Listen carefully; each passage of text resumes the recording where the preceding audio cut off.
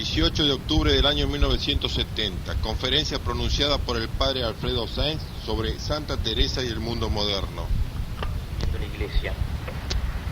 He tenido un gran gusto al preparar este tema, que lo preparé de la nada, porque más o menos había leído hace mucho las obras, pero tuve que ponerme otra vez al tanto, y me di cuenta de cuán importante es la lectura de la vida de los santos. A mí por lo menos me hizo mucho bien leer Santa Teresa, me incitó a una mayor entrega a Dios. Me di cuenta que es importante, lo experimenté en carne propia. Es uno de los problemas actuales, el desprecio por poco recomendar la vida de los santos, y por el contrario crear un nuevo martirologio pastoral formado por el Che Guevara y otros personajes. Esto es muy importante, ¿no?, en la formación de uno. El contacto con los santos es algo que eleva, ¿no?, y que acerca a Dios, un ejemplo. Vamos entonces a entrar en materia. Santa Teresa, como ustedes saben, fue declarada oficialmente doctora de la Iglesia por el Papa el 28 de septiembre pasado, hace pocos días. Y no ha sido un acto insólito, a no ser por el hecho de tratarse de una mujer. La primera vez que se eligió una mujer para esta dignidad. Casi la prensa ha hecho propaganda sobre este tema nomás, ¿no?, que ha sido una mujer y que por tanto es una reivindicación de los derechos femeninos, de la igualdad del hombre y de la mujer. Cosa que tanto lo ha dicho la prensa que el Papa tuvo que hablar contra eso en su declaración. No tenía nada que ver, pero tuvo que explicar que no era para decir que las mujeres deben enseñar en la iglesia, todas esas cosas, sino que es otro sentido. Digo que no fue insólita esa declaración del Papa por cuanto en la praxis de la Iglesia ya era considerada como una auténtica maestra del espíritu, la doctora mística, como se la llamaba, y la oración colecta de la misa nos invitaba a alimentarnos de su doctrina celestial, como dice la oración. Y en toda la Iglesia tenía esta fama. Por ejemplo, en Salamanca, en 1922, le confirieron el doctorado honoris causa de la universidad, ¿no? Y la reina Victoria en ese momento le puso el birrete académico a ella en su estatua, como ya en muchas estatuas de la santa se usaba en España. Además, San Pío X, en una carta al general de los carmelitas, le hacía notar a él que la santa había reducido todas las enseñanzas patrísticas, ¿no?, que son tan desordenadas, decía San Pío X, tan desordenadas, tan confusas a veces y sin sistema, los había reducido con maestría y elegancia a un cuerpo de doctrina. Y llegaba a decir este Papa en 1914, fue tan a propósito esta mujer para la formación cristiana que en poco o en nada cede a padres y doctores de la Iglesia. O sea que, como ven ustedes, ya había como un tácito reconocimiento de la capacidad de enseñanza de esta mujer, tanto que en la homilía que el Papa dijo en la misa en donde la declaró doctora, dice el Santo Padre, todos reconocíamos, podemos decir que con unánime consentimiento, esta prerrogativa de Santa Teresa de ser madre y maestra de las personas espirituales. El consentimiento de la tradición de los santos, de los teólogos, de los fieles y de los estudiosos se lo había ganado ya. Ahora lo hemos confirmado nosotros, a fin de que, nimbada por este título magistral, tengan adelante una misión más autorizada que llevar a cabo dentro de su familia religiosa, en la Iglesia orante y en el mundo, por medio de su mensaje perenne y actual, el mensaje de la oración. Es notable que en la ceremonia en donde el Papa la declaró doctora, un prelado español, dice el Observatorio Romano, leyó todas las alabanzas que había recibido Santa Teresa desde su muerte hasta hoy, resumiéndolas, ¿no? Y entonces cuando acabó, el Papa dijo, por lo tanto, nosotros también la declaramos con toda nuestra autoridad apostólica doctora de la Iglesia. O sea, el Papa quiere entroncarse con todo el reconocimiento de la tradición. ¿Qué significa ser doctor de la Iglesia? La Iglesia llama así a escritores eclesiásticos que no solamente por causa de su vida santa y de su ortodoxia, sino también y sobre todo por causa de su ciencia, una ciencia considerable, han sido honrados con ese título por una aprobación oficial. Eso es un doctor de la Iglesia. O sea que el doctor de la Iglesia es el santo en el cual brilla la ciencia, porque hay santos, por ejemplo, el cura de Ars, un gran santo, pero en él no ha brillado la ciencia de un modo especial. Debe ser como la nota particular de su misión, ¿no?, la nota magistral, maestro. Y una vez declarados tales, la Iglesia los incluye con una misa y con un oficio propio. Así ha sido declarada Santa Teresa y puesta en la línea de los grandes doctores de la Iglesia, como San Agustín, San Juan Crisóstomo, San León Magno, Santo Tomás, San Francisco de Sales, distintos autores, todos doctores de la Iglesia. Es curioso, pero Teresa no supo nada de filosofía, aunque sí supo de la verdad, como ella dice, con mayúscula, ¿no? Se le dio a entender una verdad que es cumplimiento de todas las verdades, nos dice ella en su vida. O sea, ella intuyó la verdad, por su santidad sobre todo. y no supo reducir sus conocimientos a categorías filosóficas. Dijo que incluso que le hubiera gustado hablar con un filósofo, dice en su vida, para que pusiera en estilo, digamos, de escuela, todas esas cosas con las que ella se regalaba y se gozaba en el trato con Dios, en el trato con la Trinidad, ¿no? Dice que, sabiendo las propiedades de las cosas, este filósofo me supiera declarar que me voy regalando en ello y no lo sé decir, y aún por ventura no lo sé entender. O sea, ella lo expresaba nomás, pero sin los términos propios de un filósofo. Y de hecho todo lo que escribió lo hizo por sugerencia y en algún caso por orden de sus confesores, que veían cosas tan maravillosas que les contaba ella, que le decía: usted eso tiene que comunicarlo a los demás, ¿no? Ella decía: no, pero si yo soy una tonta, le decía al padre Graciano, uno de sus confesores, que lo hagan los letrados, los especialistas en cosas, que la dejen libre, yo quiero ser religiosa nomás, yo no soy buena para escribir, dice ella, ¿no? Nos cuenta en su vida. Así que Santa Teresa es una doctora inculta, si cabe la paradoja, Es decir, no es una persona cultivada así con lecturas de libros y cosas por el estilo, aun cuando trató con los mejores teólogos de su época, pero ella es inculta, es espontánea, es una maestra pero no una maestra que se sienta a dar cátedra, digamos así, es maestra un poco a pesar suyo, ¿no? De ahí lo que ella dijo, lo que de ella dijo Fray Luis de León, que en la alteza de las cosas con que ella trata, en la delicadeza, dice, y en la claridad con que las trata, excede a muchos ingenios, dice, y así siempre que los leo me admiro de nuevo, y en muchas partes de ellos me parece que no es ingenio de hombre el que oigo, y no dudo sino que habla el Espíritu Santo en ella en muchos lugares, y que la regía la pluma y la mano, porque así lo manifiesta la luz que pone en las cosas oscuras, y el fuego que enciende en sus palabras en el corazón que las lee. Esto es estrictamente verdadero. Más aún, podemos decir que Santa Teresa no solo posee autoridad doctrinal, sino que también sus escritos han sido camino de perfección, como es el título de uno de sus libros.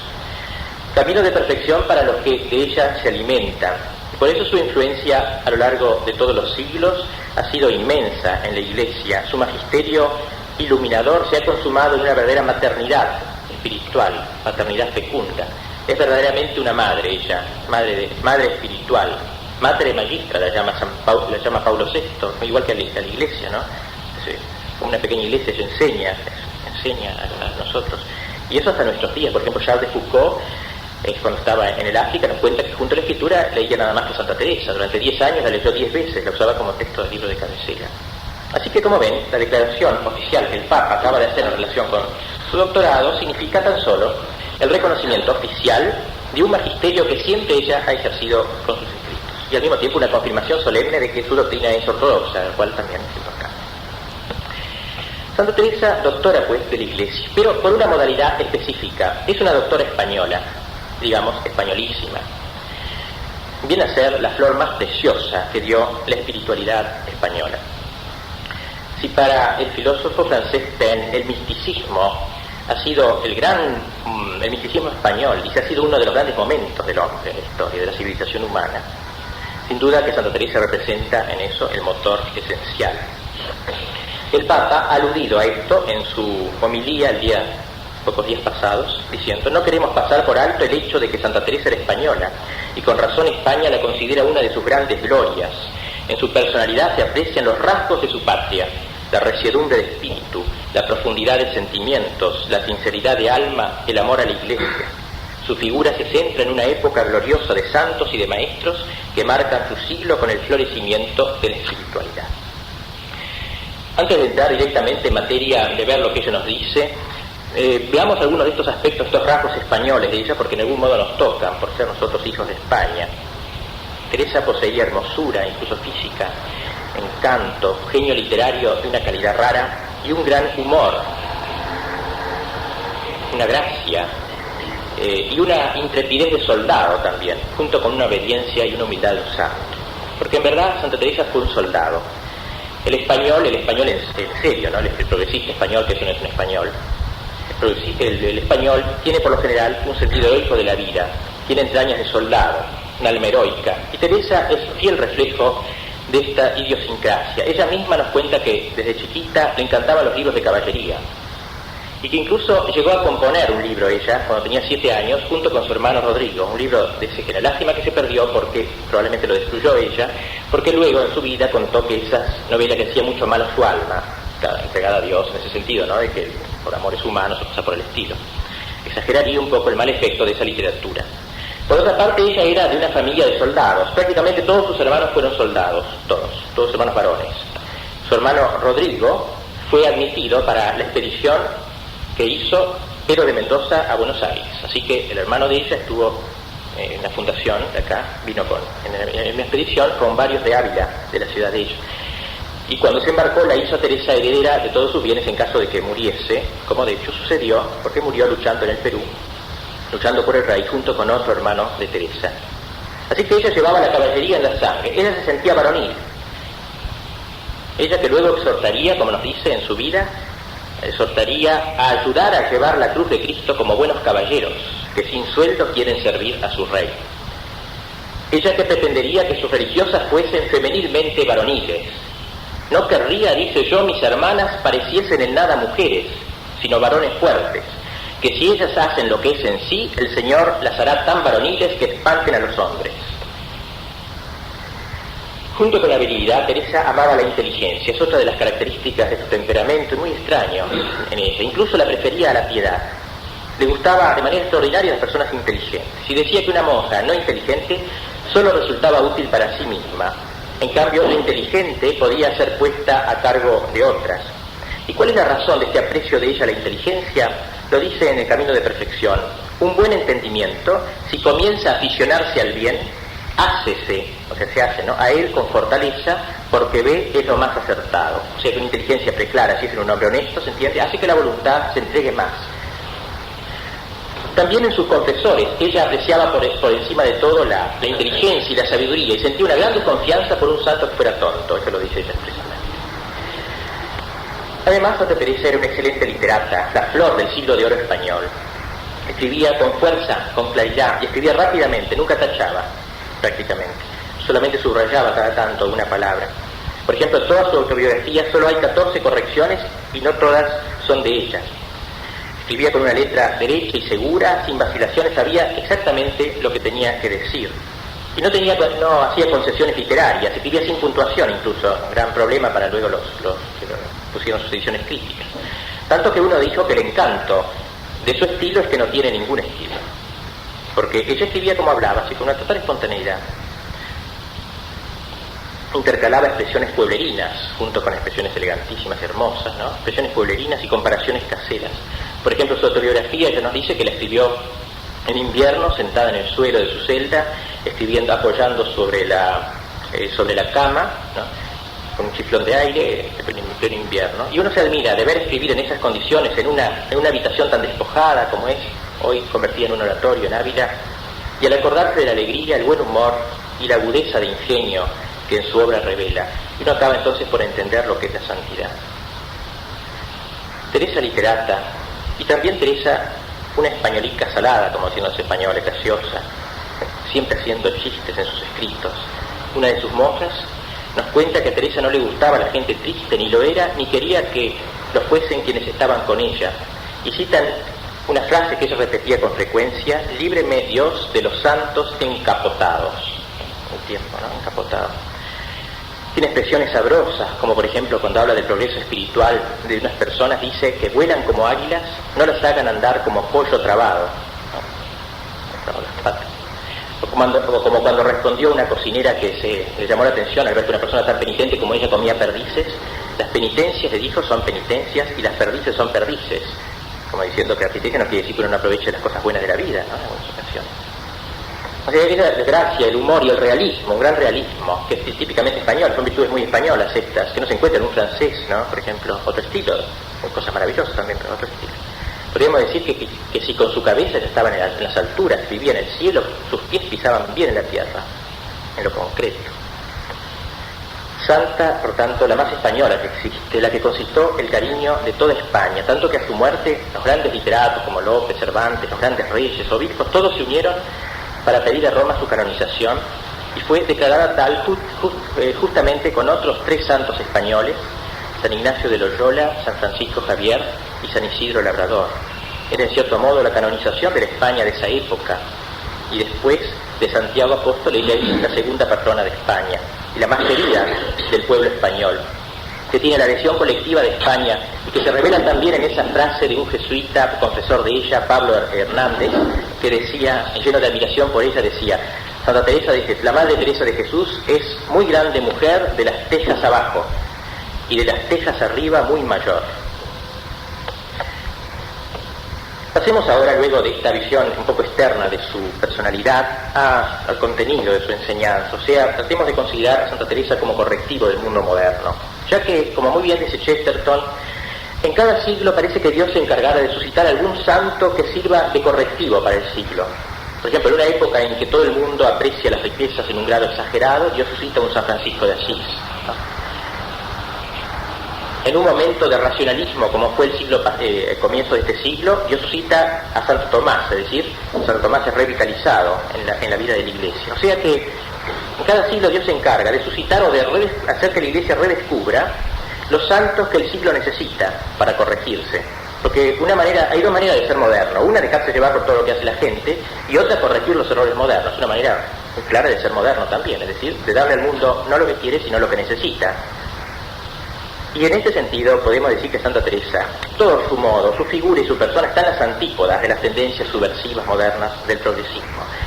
Su presencia entre nosotros es un remedio no por homeopatía, como decía Casaubon, sino por alopatía, o sea, por algo que corrige al mundo moderno, Santa Teresa. Y probablemente en la mente del Papa o en el designio de Dios, al poner estas dos santas, porque también Santa Catalina de Siena están las mismas, al ponerlas así como modelo de la Iglesia, está queriendo significar esto. En 3 puntos he encontrado que podemos considerar a Santa Teresa como correctivo del mundo moderno. Ante todo, contra el secularismo actual, Santa Teresa insiste en el primado de lo sobrenatural. Para un mundo secularizado como el de hoy, que omite la relación religiosa, la relación vertical con Dios, o a lo más lo relega a una dimensión, a Dios puramente horizontal, a Dios lo debo ver en el prójimo, Dios está en el fondo del otro, y no esa relación personal con Dios vertical, Santa Teresa y los místicos en general son un correctivo, evidentemente. Ellos viven encandilados en Dios. No que Santa Teresa olvide lo horizontal, olvide lo cotidiano, más aún ella sabía encontrar en lo cotidiano a Dios, que es una manera de verticalizar lo cotidiano incluso. En una ocasión, por ejemplo, dijo a sus religiosas que cuando ellas trabajan aún en cosas bajas, cuando lo hacen por obediencia, dice, por ejemplo, la obediencia las trajere empleadas en cosas exteriores, entender que si es en la cocina, entre los pucheros anda el Señor, ayudándoos en lo interior y exterior. Esa frase está famosa, dice, ¿no? Dios está entre los pucheros. Para ella no hay oposición entre lo horizontal y lo vertical. Esa armonía que tiene la calidad bipolar por la cual yo amo a Dios y yo amo al prójimo, y la autenticidad de mi amor a Dios es el amor al prójimo, y la autenticidad de mi amor al prójimo es el amor a Dios, es la garantía, la prueba, ¿no? El que ama a Dios y no ama a su prójimo, que es un mentiroso, y viceversa se puede decir. El que dice que ama a su prójimo y no ama a Dios es un mentiroso también. Digamos, no tiene calidad auténtica, teológica. Santa Teresa, entonces, contra esta horizontalización total del cristianismo que hoy conocemos, es un modelo de unión con Dios, sobre todo por sus experiencias místicas, naturalmente. Desde que era chiquita, ella sintió predilección por las cosas de Dios, por la contemplación. Nos cuenta que cuando tenía 7 años, en los aledaños de su casa, en el jardín, etc., buscó un sitio para poder rezar a solas, sobre todo el rosario, y con su hermano Rodrigo, ese que vino a Buenos Aires, al futuro Buenos Aires, nos cuenta que hacía como ermitas en su casa para rezar, y que había organizado a los chicos de las zonas, chicas de las zonas de alrededores, de 6-7 años, en pequeñas comunidades de frailes y de monjas, ya ellas desde el principio, ¿no? Esa tendencia inicial de su alma ingenua, infantil, un juego de niño, culminaría y estaría en perfecta continuidad con su mística última, con su santidad mística. Ella nos dice en su vida que cuando conversaba con otras personas a veces, y esa otra persona le nombraba a Dios o se refería a cosas de Dios, ella fácilmente entraba en trance y no podía seguir hablando, debía dominarse para poder seguir conversando con el otro. Y esto le sucedía naturalmente con más frecuencia en la oración. Una vez nos dice que, nos enteramos, que comenzó a levantarse por el aire en maitines, y cuando se dio cuenta de eso se tiró de bruces al suelo porque no quería llamar la atención. En otra ocasión empezó a elevarse durante un sermón, a tal punto que las religiosas, cumpliendo las instrucciones que ella le había dado antes, le tiraban del hábito, dicen, le tiraban del hábito sujetándola para que no se levantara. ¿No? O al ir también a la comunión debía aferrarse de las barras del comulgatorio para no elevarse. Ella estaba como polarizada en Dios, estaba como la Virgen, que fue asumida, ¿no? Enamorada, extática de Dios. Digamos, la tierra estaba hecha para un lugar de paso para ir a Dios, y vivía aquí era porque Dios la dejaba. Y esta éxtasis al mismo tiempo nos dice que le producían un gozo, una alegría infinita, eran también para ella causa le hacían sufrir, porque le dificultaba el trato con los demás. Y así describe a su hermano Lorenzo: ni basta resistir, ni se puede disimular, quiero tan corridísima que me querría meter no sé dónde, pues es una expresión porteña, ¿no? No sé dónde meterme, que me querría meter no sé dónde. Harto ruego a Dios que se me quite esto en público, pídaselo vuestra merced, que trae hartos inconvenientes, y no parece más oración. Ando estos días como un borracho, en parte. Era la borrachera de Dios, ¿no? La embriaguez del Espíritu Santo. Nos impresiona verla así, toda polarizada en Dios. Aún en medio de sus actividades más febriles, durante las fundaciones, ella entraba en raptos de éxtasis. Por ejemplo, nos cuenta ella que una vez estaba fundando una casa y una monjita cantó una copla sencilla, copla española vieja: ve ante mis ojos, dulce Jesús bueno, ve ante mis ojos, muérame yo luego. Y al oírla, Teresa quedó tan impresionada que quedó como yerta, como sin vida, sintiendo al mismo tiempo una alegría enorme por esto y una pena inmensa por la lejanía de Jesús, y escribió precisamente luego que hasta entonces no había entendido lo que era la angustia, o sea, sentirse separada de Dios. Y como resultado de esa experiencia escribió esa célebre poesía suya que comienza: vivo sin vivir en mí, y tan alta vida espero que muero porque no muero. Así vivió ella en un rapto, polarizada en Dios. Los médicos dijeron que su muerte fue por edad, fatiga y hemorragia, pero los médicos no entienden de estas cosas, más bien entienden los santos, que dijeron que había muerto en éxtasis, en un éxtasis, había salido de sí. Anteriormente ella había escrito que durante sus arrobamientos sentía como si su alma abandonase su cuerpo, y en muchos de sus éxtasis dejó así apariencias de muerte entre las que la rodeaban. Tanto que a juicio del padre Yepes, que fue su confesor, eso sucedió al morir. Y el breviario retomó esa interpretación cuando dice que murió no por enfermedad, sino por el intolerable incendio del divino amor, como dice el texto litúrgico. Así su corazón estaba identificado con el de Cristo.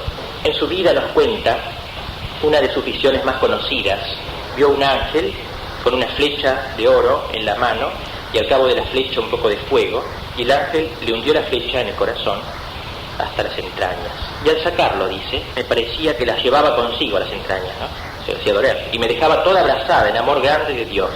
Era tan grande el dolor que me hacía dar aquellos quejidos, y tan excesiva la suavidad que me pone este grandísimo dolor, que no hay que desear que se quite, ni se contenta el alma con menos que Dios.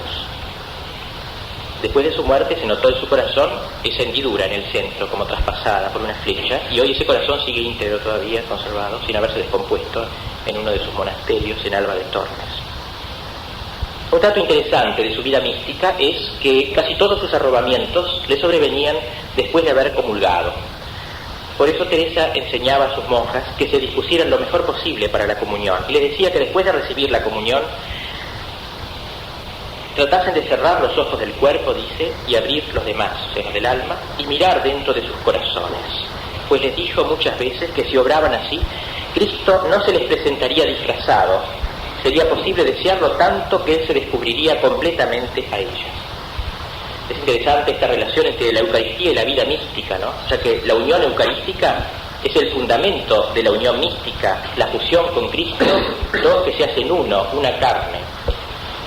Así que la vida de Teresa se muestra así en esta verdadera dimensión, está polarizada en Dios. Dios fue el primer servido, como decía también Santa Juana de Arco, el primer servido.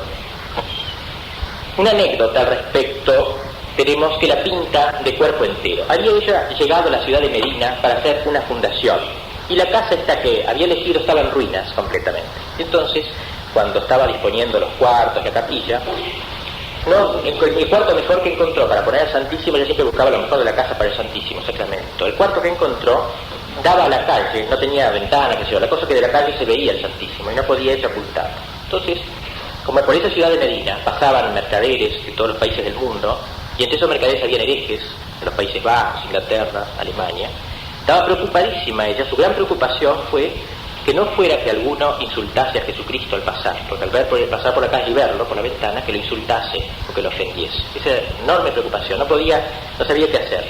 Tanto que alquiló unos hombres que cuidasen de noche, nada más eso, ¿no? Para que cuidasen de noche, que ninguno faltase el respeto al Santísimo.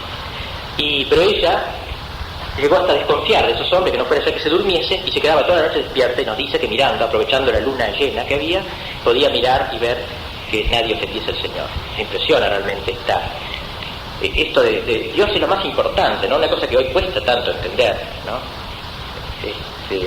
Me acuerdo de un sacerdote objetor, ¿no? Que se moría de risa de Monseñor Menéndez, que cuando estaba en Roma y robaron un copón con hostias en la parroquia de San Miguel, se vino en avión para hacer un acto de desagravio.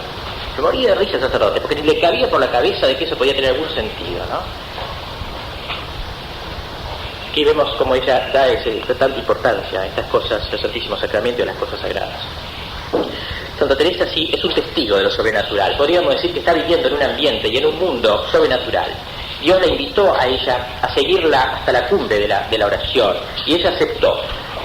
Pero para eso tuvo que pasar por el huerto de Getsemaní, tuvo que pasar por la angustia, en donde parecía que el mismo Dios la abandonaba. Teresa conoció esto, conoció al demonio. Ella conoció al demonio personalmente, los demonios del infierno, no como una figura retórica, ¿no? Sino en su actualidad más siniestra, lucharon furiosamente contra su alma, que quería elevarse al bien que esos demonios habían perdido. Uno de los más grandes males de nuestra época quizás es la pérdida no solo del sentido de Dios, sino también del sentido del demonio. El demonio es hoy a lo más un pobre diablo, y que para colmo está de vacaciones, ¿no? Porque el hombre moderno felizmente ha llegado a su madurez y ya no cree en cosas de chicos.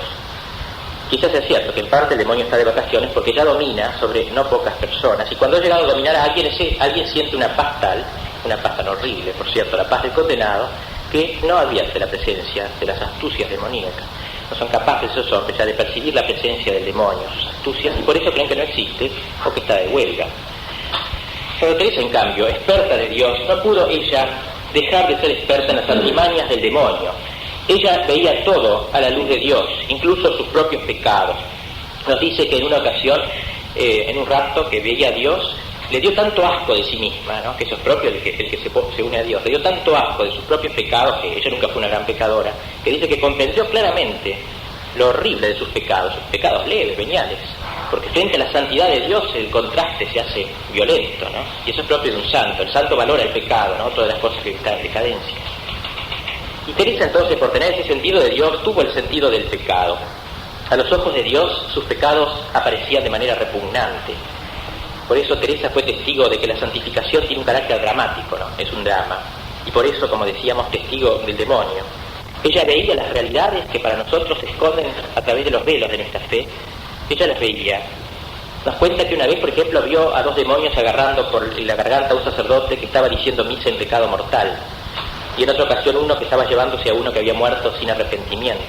Y ella misma tuvo apariciones demoníacas. Las monjas nos cuentan que oían golpes terribles que parecían caerle encima a Teresa, el demonio, como el cura de Ars, en un siglo tan escéptico como el pasado, el siglo XIX, nos cuenta que también lo apaleaba el demonio. Es decir, o sea, esto en nosotros se realiza, estas apaleadas del demonio, estas ayudas de Dios. Lo que pasa es que nosotros no los vemos porque no somos santos. Una persona santa ve las cosas de la fe, está más cerca del cielo, ¿no? Ya ha pasado más de la fe a la visión. Pero esto sucede en nosotros de una u otra forma, sucede también en el misterio de la fe.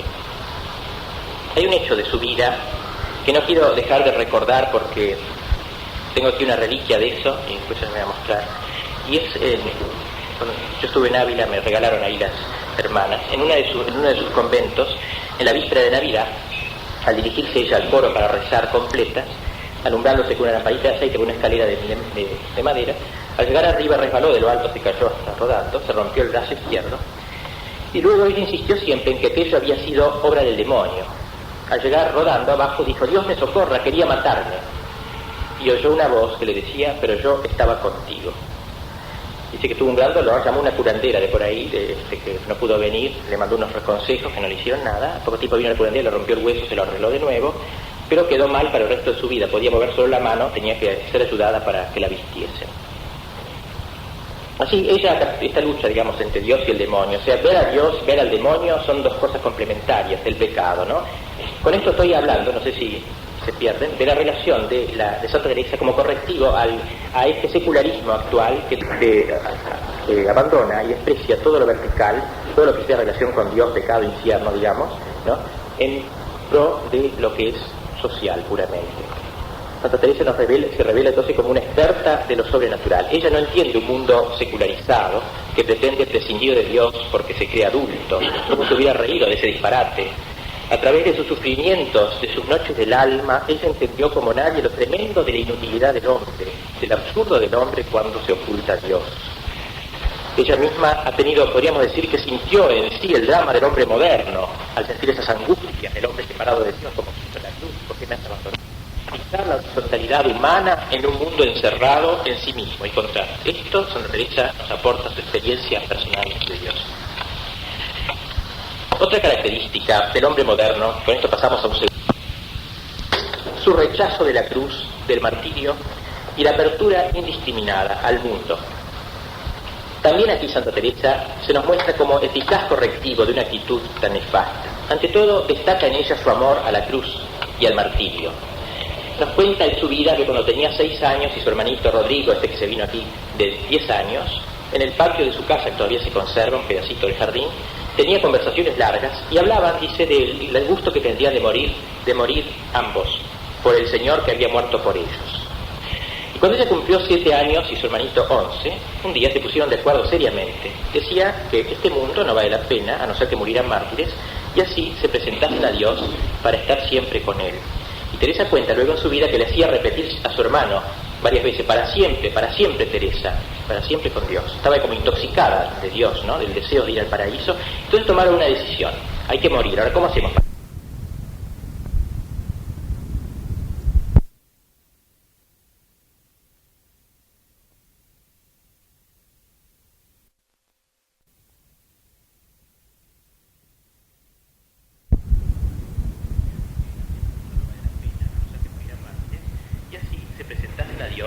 Para estar siempre con Él. Y Teresa cuenta luego en su vida que le hacía repetir a su hermano varias veces, para siempre Teresa, para siempre con Dios. Estaba como intoxicada de Dios, ¿no? Del deseo de ir al paraíso. Entonces tomaron una decisión, hay que morir. Ahora, ¿cómo hacemos para morir? Nos vamos a ir a tierras de mártires. Vamos ella sabía que los moros mataban a los cristianos en África y entonces dice, como escribiría más tarde, me parecía que compraban demasiado barata la visión de Dios.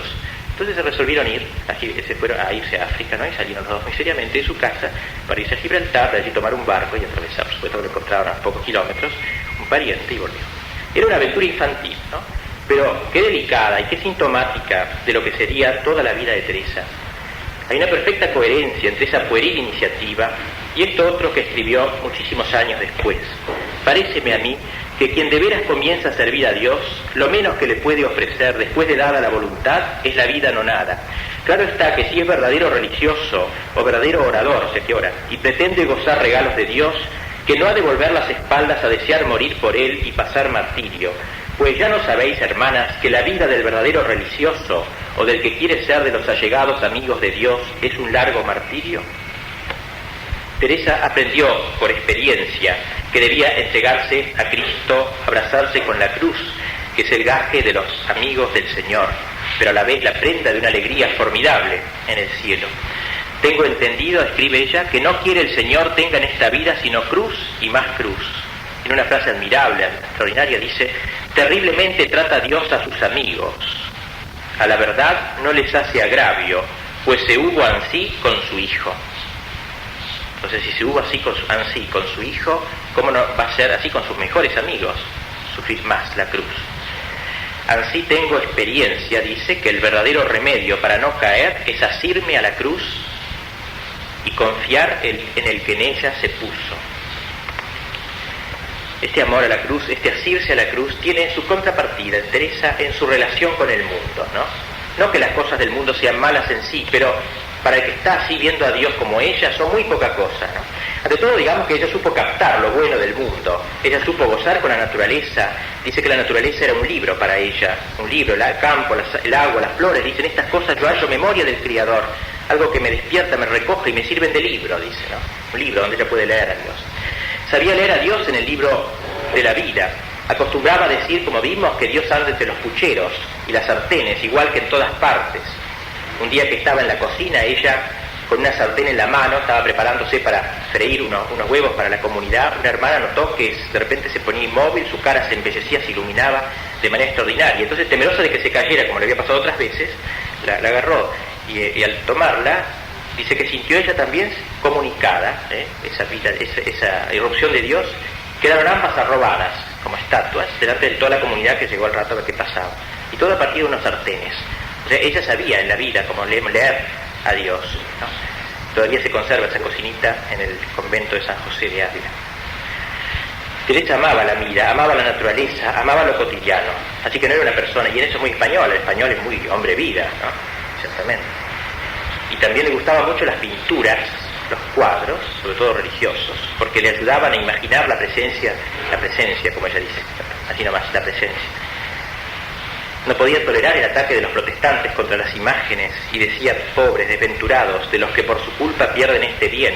Bien parece que no aman al Señor, porque si le amaran, holgáranse de ver su retrato, como acá aún da contento ver el de quien se quiere bien.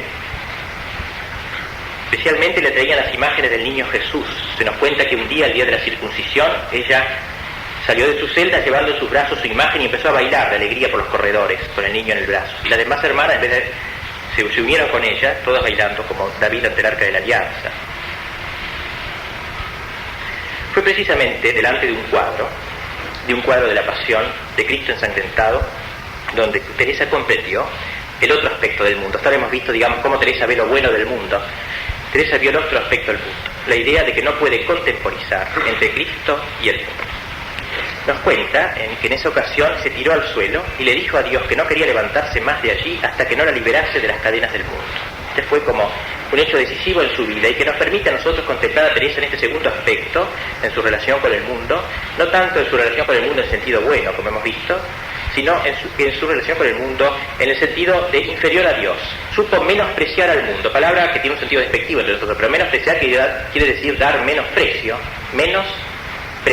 al mundo que el que se da a Dios. Ese sentido tiene el menosprecio del mundo. Ella comenzó a experimentar una ambigüedad en su vida, este pastelerismo que nosotros padecemos tanto. Dijo ella: pasaba una vida trabajosísima, porque en la oración entendía más mis faltas. Por una parte me llamaba Dios, por otra yo seguía a el mundo. Dábanme gran contento todas las cosas de Dios, teníanme atada las del mundo. Parece que quería concertar estos dos contrarios, tan enemigo uno de otro, como es vida espiritual y contentos, gustos y pasatiempos sensuales. Sé decir que es una de las vidas penosas que me parece se puede imaginar, porque yo ni gozaba de Dios ni traía contento en el mundo. Cuando estaban los contentos en el mundo, en acordarme lo que debía a Dios era con pena.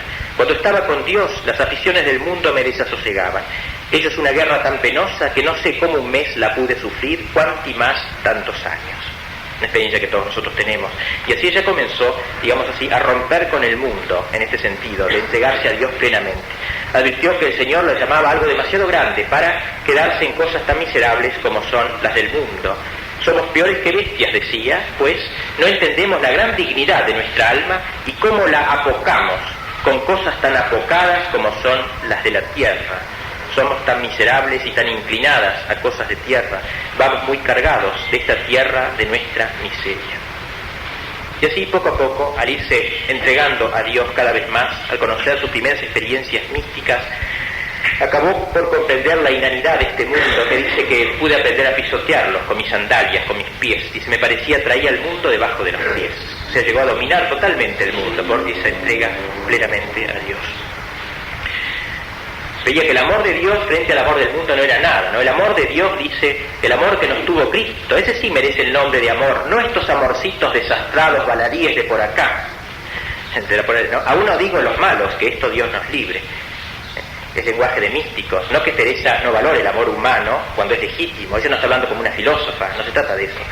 Ella se ha entregado a Dios, ella habla el lenguaje de los enamorados. El enamorado exagera, ¿no? Y dice, al lado del amor de Dios, todo lo demás sigue para es una porquería, es una manera de hablar, ¿no? No es una cosa filosófica, todas las cosas son buenas, ¿cierto? De filosofía, está hablando en otro nivel.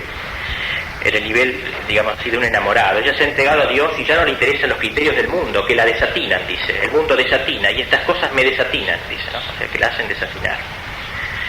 Teresa no quería que sus monjas reformadas prestasen demasiada atención a las cosas del mundo exterior, salvo para ayudar a los que estaban en desgracia. Oh miserable mundo, le decía a las monjas suyas, alabad mucho a Dios, hijas, que habéis dejado cosa tan ruin, a donde no hacen caso de lo que ellos en sí tienen, sino de lo que tienen sus renteros y vasallos. Cosa donosa es esta para que holgáis en la hora del recreo, que este es un buen pasatiempo para religiosas, entender en qué ciegamente pasan sus tiempos los del mundo. Es lenguaje de místico otra vez, no hay que tomarlo, como digo, metafísicamente a la letra, porque ontológicamente las cosas son buenas, las actividades del hombre pueden ser buenas o malas.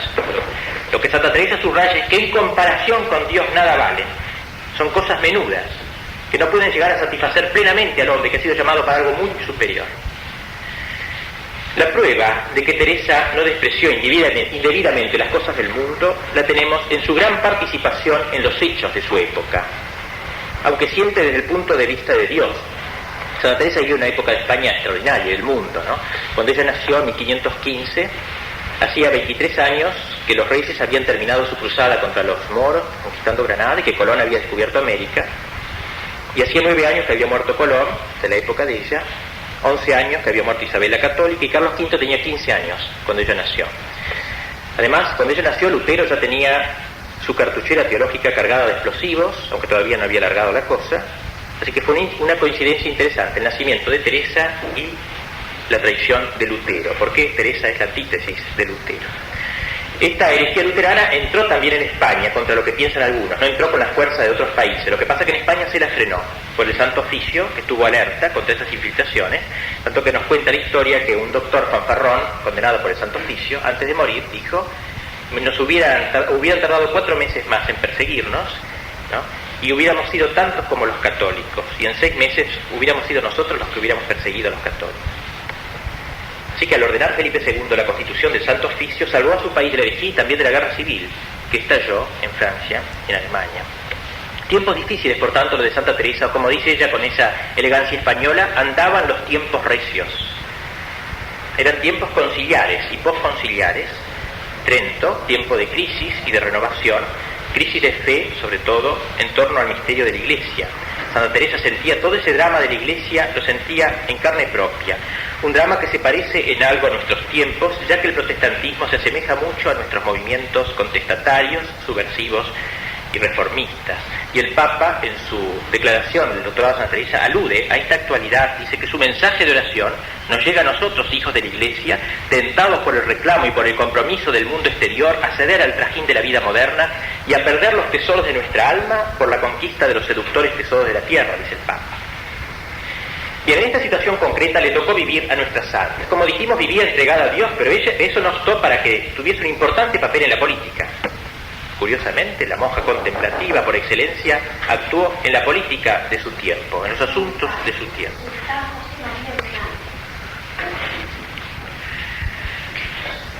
Por ejemplo, fue notable su relación con Felipe II. Un día, mientras Teresa estaba rezando, tuvo una revelación. Porque este año para Felipe II había sido el año más terrible. El año en que había muerto su hijo Carlos en un calabozo. El año en que había empezado a sufrir la gota. El año en que había muerto su tercera esposa, Isabel de Valois. Y para colmo, el año, para otra desgracia más de este año es que para luchar en los Países Bajos, el duque de Alba necesitaba dinero. Entonces pidió a unos comerciantes de Génova dinero, que se lo prestaron con mucho interés, usura, y el dinero lo mandó por mar a los Países Bajos. Y uno de estos banqueros internacionales, de la raza elegida, seguramente, no sé, reveló el secreto al gobierno inglés. Y el gobierno inglés, a pesar de su gran amistad que decía profesar España, se apoderó del oro y nunca más lo devolvió hasta el momento. No sé qué Franco lo pide ahora a la restitución. Con lo cual el duque de Alba, a pesar de las grandes victorias que obtenía una tras otra, estaba sin dinero, y eso, el único medio que tuvo fue pedir grandes impuestos y malquitarse la población. Así que España, nuevos dolores de cabeza por esta situación. Además, para colmo, en Navidad los moriscos de Granada se habían rebelado, habían empezado a matar sacerdotes, religiosos, hombres, mujeres, niños. Todo esto pasó en un año, el pobre Felipe II. Y para colmo, otra cosa más, se enteró que el sultán de Constantinopla estaba empezando a organizar una gran lucha contra la cristiandad, apoyado por sus amigos de Holanda y de otros países frente a todo este mundo de intriga y de enemigos, Felipe II quedó exhausto y se fue a un monasterio a rezar, porque no sabía qué hacer. Se fue a rezar y a meditar, nos dice, en la pasión de Cristo. Un rey extraño, ¿no? Y entonces, en este momento, parece que en su interior había tenido una gran crisis, porque Santa Teresa en este momento tuvo una revelación de Cristo en donde le decía: mi hijo Felipe II está pasando por un momento difícil, está en peligro de cometer un pecado grave. Así que yo no quiero que él se condene, yo quiero que él se salve, así que encárgate de avisárselo. Así, ¿no? Y ella, que ni lo conocía, ¿no?, le mandó una nota al rey y se la entregó a la princesa Juana, en Madrid, y ella siguió de largo a Toledo como si eso fuera una cosa de tanta en su vida, no sé. El rey recibió la nota y preguntó quién era esta religiosa, le pidió, pero ya se había ido, pidió hablar con ella. Ella estaba para las cosas de Dios. Aquí vemos como este juego de ella, el servicio político de alto nivel, pero con un cierto... ella está para otras cosas, ¿no? Esto es un poco la añadidura, no lo esencial de su vida, ¿no? La cosa es que a partir de este momento Teresa entró en contacto más frecuente con el monarca y le escribía cartas y la llamaba mi querido amigo el rey. Cuando hablaba de él decía mi amigo el rey, y pedía a sus monjas que rezasen por él. Sin duda que Felipe II sería beneficiario de tantas oraciones, y Teresa, con mucha habilidad, incluso para pedir su ayuda, le escribieron una vez en una carta: el día que su Alteza fue jurado, se hizo particular oración. Esto se hará siempre, y así, mientras más adelante fuere esta orden, será para vuestra majestad más ganancia. O sea que todas las monjas iban a rezar por él. Felipe II sería el gran paladín de la Iglesia, él que había facilitado la reunión del Concilio de Trento. Él también pedía al Papa la aplicación del Concilio en todo su dominio, la ordenaba la aplicación del Concilio y pedía al Papa a un visitador para que hiciera cumplir esas disposiciones. Teresa le escribía en este momento: su divina majestad le guarde tantos años como la cristiandad ha menester. Harto gran alivio es que para los trabajos y persecuciones que hay en ella, que tenga Dios nuestro Señor un tan gran defensor y ayuda para su Iglesia como vuestra majestad es. Un día, cuando en 1577 ya Teresa era vieja, tuvo la primera y única entrevista personal con el Felipe II en el Escorial. Se nos cuenta que ella llegó con su hábito de carmelita, remendado, y él vestido de etiqueta, con traje negro como solía andar, que era el traje de moda en esa época, y una cadena de oro colgando del cuello, era rubio, y nos dice Santa Teresa que con sus ojos azules la miró en sus ojos negros. Y ella, que la famosa mirada de Felipe II, que es exagerada, porque no parece que lo mataba, uno dice que murió a raíz de esa mirada, ¿no? Pero ciertamente era una mirada profunda, tanto que ella dice que se quedó confundida, bajó los ojos. Y cuando lo levantó, dice, ya lo vi el rey, que se había dulcificado, y conversó. Este fue el único encuentro que ella tuvo con este rey, que fue el gran padre de la reforma, o mejor, de la contrarreforma. Así como vemos, Teresa, que está separada del mundo, que busca la cruz y el martirio, es la que influye maravillosamente en el mundo, pero en un buen sentido, desde el punto de vista de Dios, puramente religioso, digamos, ¿no? No solo en Felipe II influyó Teresa, sino que también influyó en el duque de Alba, ese soldado fanfarrón, un poco bizarro y oportunista político. Este duque de Alba, que estuvo preso también en el calabozo, leyó ahí la autobiografía de Santa Teresa y se nos cuenta que luego, liberado de la prisión, fue enviado a Portugal a la guerra. Y el de Portugal se llevó una imagen de Cristo que le había regalado Santa Teresa, y dice que en medio de las batallas, en medio del fragor de las batallas, la miraba y hacía oración mental. Fueron los generales de la época. Además, Santa Teresa rezó por nosotros, se preocupó por América, por los súbditos de las Indias, de España en las Indias, por América. Sobre todo en razón de la visita que le hizo un padre franciscano, que le vino a contar cuán desgraciados, cuántas miles de personas vivían en degradación, y dice que ella se sintió aplastada por el dolor y comprendió que si bien España podía ser un gran beneficio a las Indias trayéndonos el Evangelio, al mismo tiempo las Indias significaban para España el grave peligro de enriquecerse. Y fue cierto, el enriquecimiento. Estaba convencida de que la maldición de España era la ambición de enriquecerse por los negocios. Y en ese sentido le escribió una vez a su hermano Lorenzo, diciéndole que se dejara de hacer negocios, que era mejor cultivar la tierra, dice, dando de tal suerte a sus hijos honores en vez de riquezas, y que no criara ovejas para hacer negocios. Vemos aquí cómo una contemplativa como ella, es capaz de influir incluso en los llamados asuntos prácticos de las naciones. Porque si la mayoría de los hidalgos de España hubiese seguido su consejo, sin duda que España no habría sufrido la grave decadencia que luego conoció. Así pues, hemos visto a Teresa, amante de la cruz, asida a la cruz, como nos dice, amante del martirio, separándose del mundo, pero al mismo tiempo comprometida, como ahí se dice, en su época. A esto quizás aluda el Papa Pablo VI en su homilía de hace pocos días. Ella tuvo el privilegio, dice, y el mérito de conocer los secretos de la oración, por vía de experiencia, vivida en la santidad de una vida consagrada a la contemplación y al mismo tiempo comprometida en la acción. Más aún, digamos que a lo largo de los siglos ella siguió influyendo en la historia y en la política de España. La última influencia así notable fue en la época de la Cruzada, la Segunda Cruzada de Franco. Aquellos que asesinaban curas y monjas y baleaban crucifijos, se nos cuenta que llegaron un día a ocupar Ávila, y al menos los españoles lo cuentan así, que vieron venir a su encuentro una mujer vestida con el hábito de carmelita, que dijo: no os atreváis a atacar a mi ciudad. Y los gallegos se asustaron, le dijeron: es Santa Teresa, y salieron corriendo. Al parecer Teresa sigue comprometiéndose en la historia también de sus padres. Finalmente, Santa Teresa la hemos visto primero en su enfrentamiento con el secularismo. Ella es la estática, enamorada de Dios. En un segundo momento la hemos visto en su amor a la cruz, en su contraposición al mundanismo actual, al volcarse al mundo, al abrirse al mundo totalmente y sin discriminación. Vamos a verla ahora frente a este espíritu de subversión como la auténtica reformadora. Ella fue una reformadora. Con su sola presencia ella corrige las tendencias derivadas de los católicos progresistas que pretenden una renovación que propiamente debería ser llamada una subversión. Santa Teresa recibió con gran alegría la reforma de Trento, a cuyo cumplimiento, como vimos, ordenó Felipe II en todos sus dominios. Pero comprendió enseguida que no se trataba de algo material, de una pura reforma de estructuras.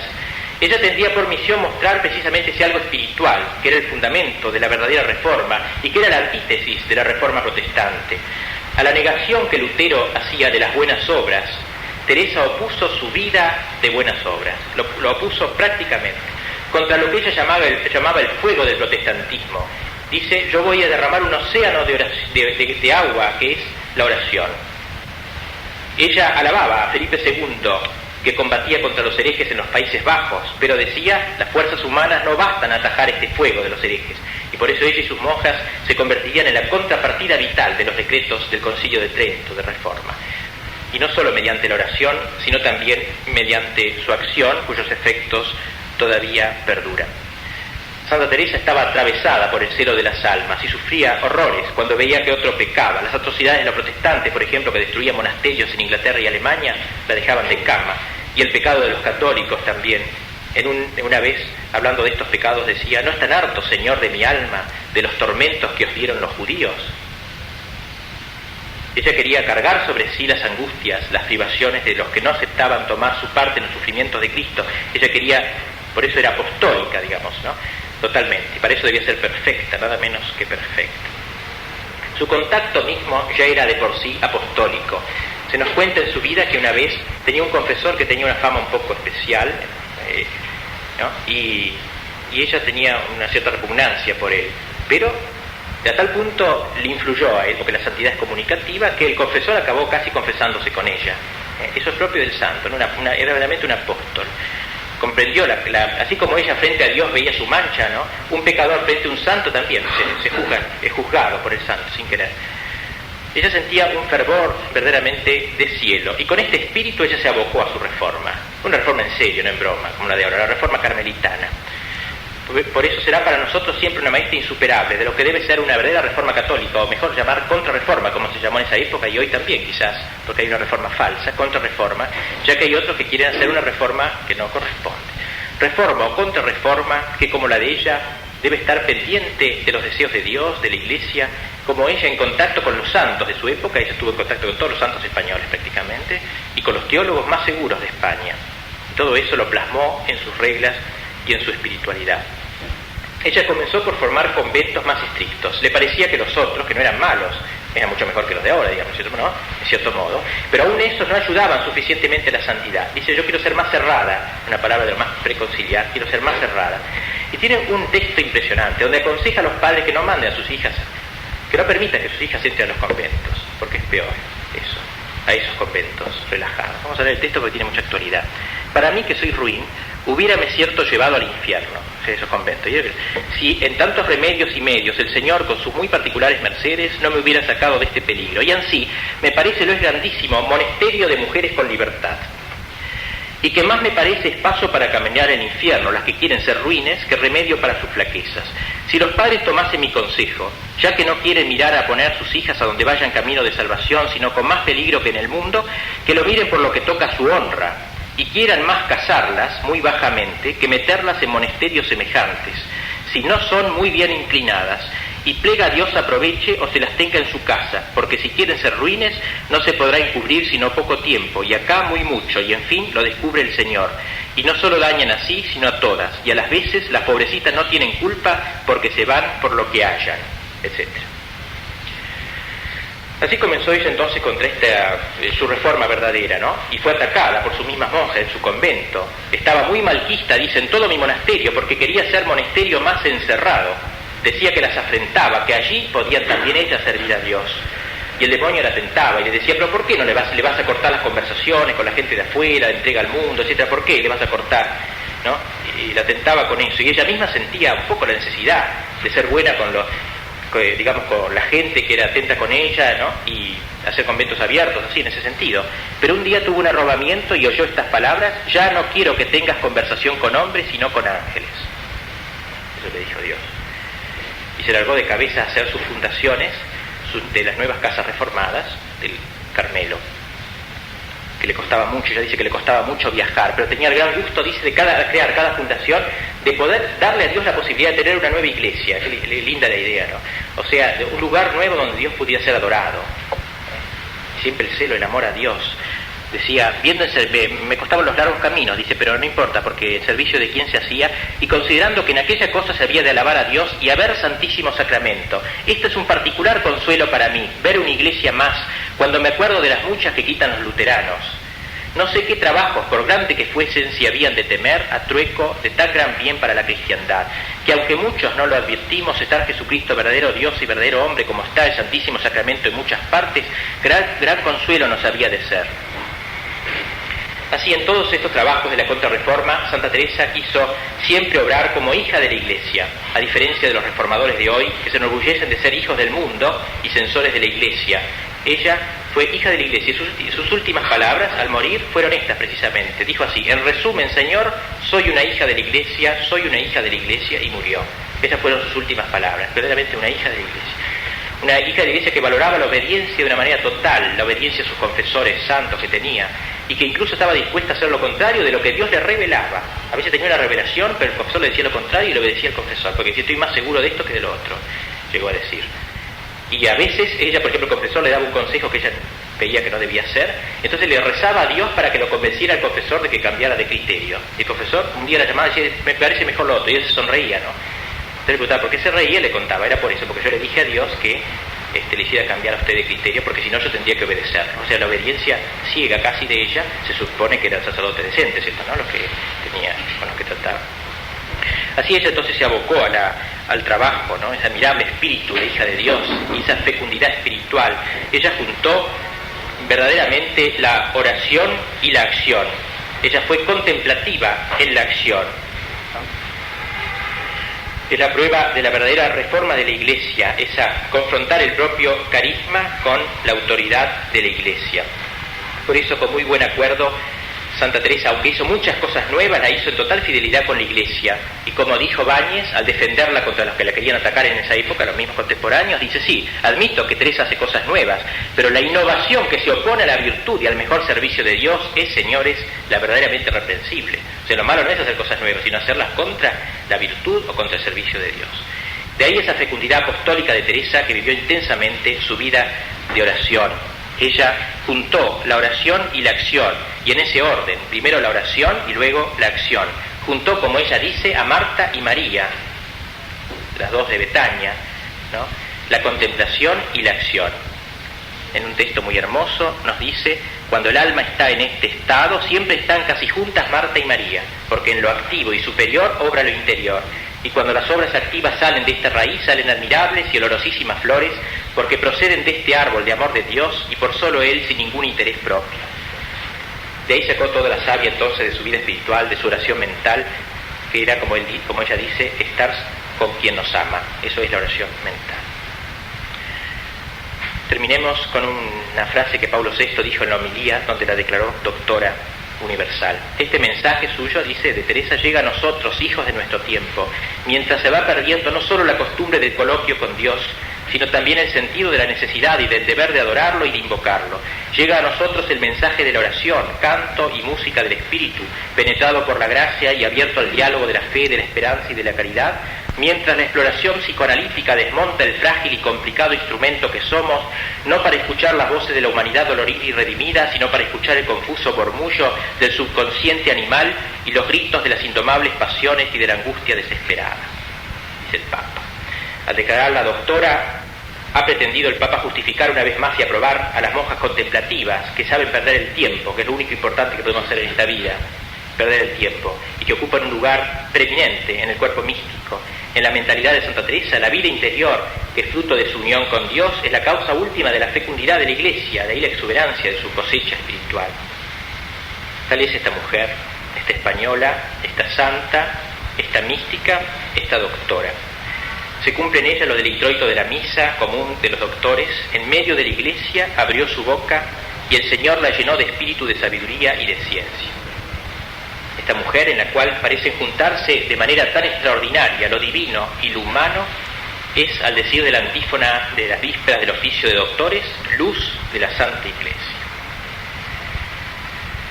Esto que les he dicho es más que una meditación, es una especie de conferencia, ¿no? Pero al menos creo que puede ustedes servir ahora para meditar un ratito sobre estos temas, ver, por ejemplo, qué papel tienen ustedes la vida interior, la relación entre acción y contemplación, qué papel tiene el mundo, si realmente lo colocan en su verdadero lugar en relación con Dios, si Dios es el primer servido, puede servir también como tema de meditación. Entonces, a ver si quieren pasar la cartilla o...